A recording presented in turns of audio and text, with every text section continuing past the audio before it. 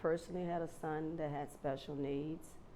Unfortunately, he did pass away, but the time that he was with me, he always gotten good care, excellent care, at home and also at places he would go for school.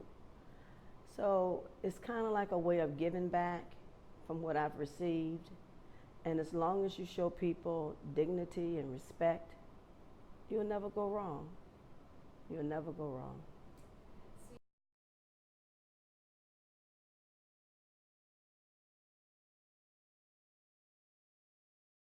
In the letter, she mentioned that she would come home from here and talk to her about the talks that we would have. And I didn't think that it meant that much to her that she would need to share it with her daughter. But years later, I get a letter about some of the conversations we had. So that really touched my heart. It was a warm feeling to know that our conversation got her home. And when she got home, she shared her thoughts. She was a very nice lady, very nice. Several gentlemen that's come here that's brought a different perspective to daycare. We've had people with special needs that's not 65, or a senior, and they've come. So it's been many people from different demographics that has brought light to our center, very much so.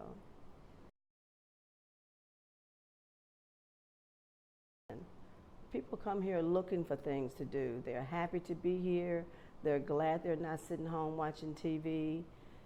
They just like being around people because they've worked all their life and they've been around people, and to keep that pattern going is just so beneficial for the families and for them.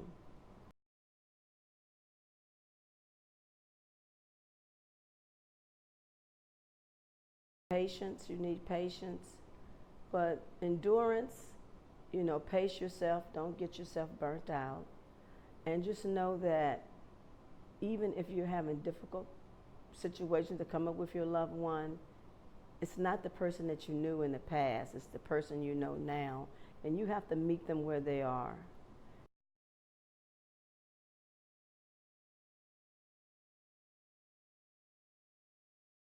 I love daycare. I've said that for so many years, but I come through 3 counties to get to work, so that should tell you I really love my job.